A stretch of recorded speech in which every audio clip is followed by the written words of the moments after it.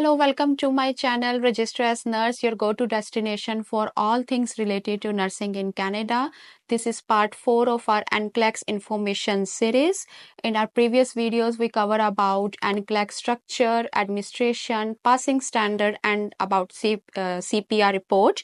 But today's series about the NCLEX candidate rules. So let's start this video. So why I thought of making this video, because candidate rules are really important and you should know these before going to your NCLEX exam, because if you don't follow these rule or if you don't follow instruction of your test administration during your exam period, then they can take action against you. They can either revoke your license or they can even refer you to the law enforcement for criminal prosecution. So you should know about these rules before going your NCLEX exam. So number first rule, candidate rule is do not access electronic devices.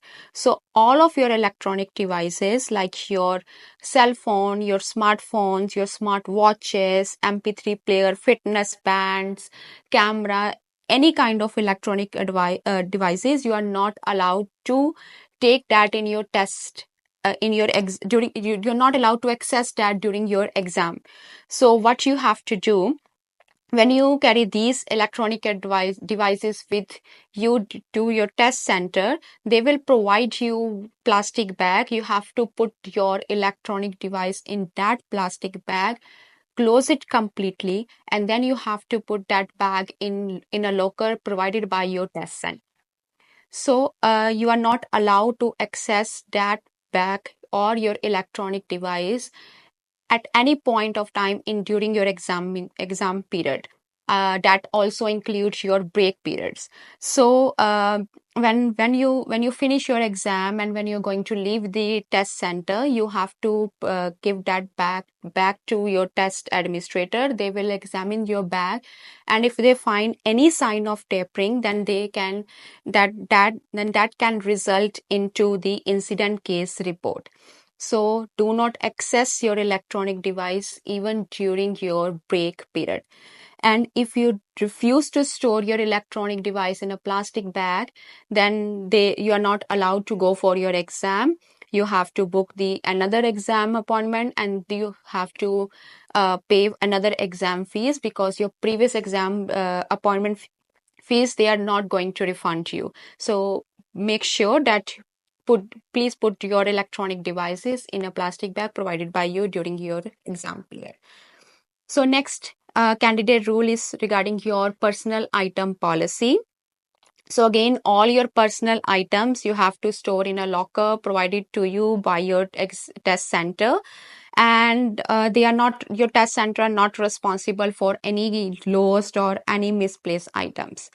So your what personal item you're not allowed during your exam, your study notes, your education or your test preparation material, you're not allowed to use or access those during your exam period. Again, your electronic devices and weapon of any kinds.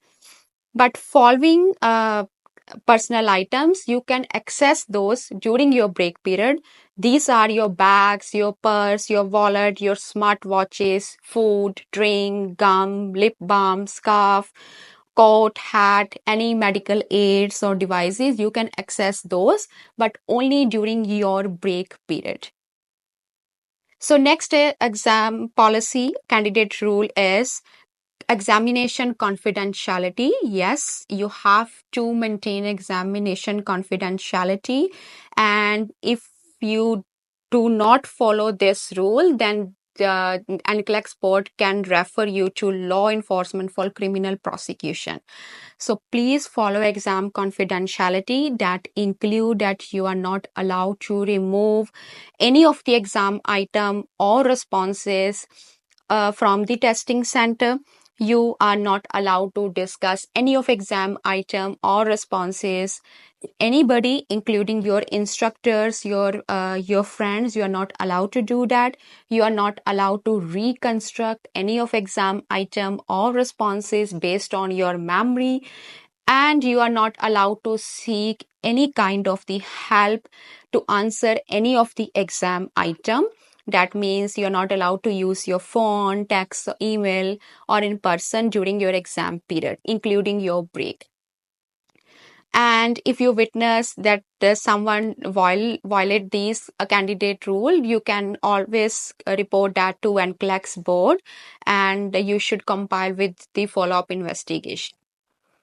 So next, our candidate policy is regarding the testing room policy.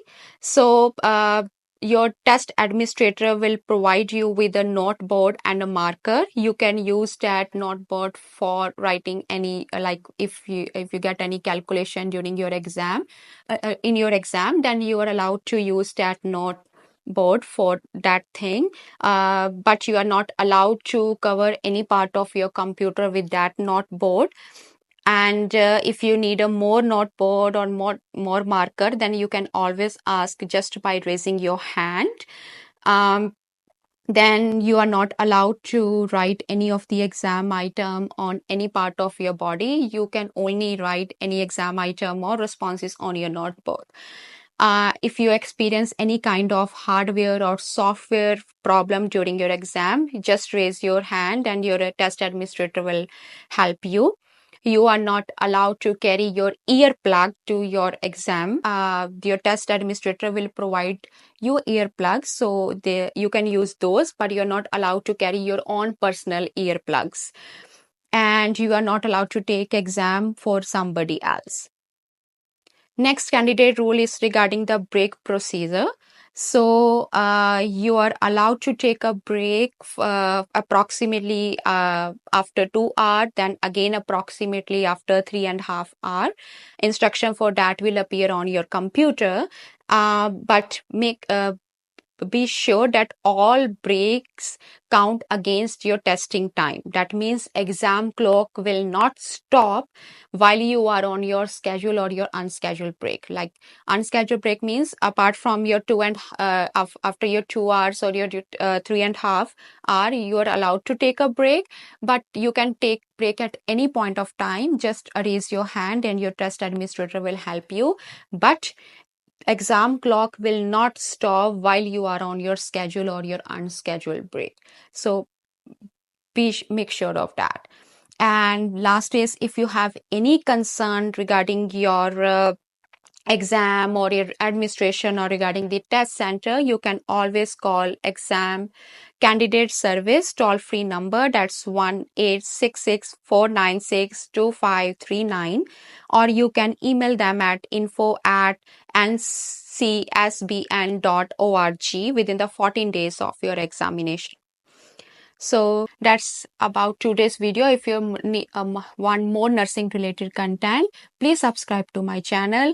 Or if you need any service regarding during your NCLEX process or during your nursing process, you can contact us at info@registerasnurse.ca, or you can visit our website, that's www.registerasnurse.ca. Links are provided in the description box. Thank you. Bye.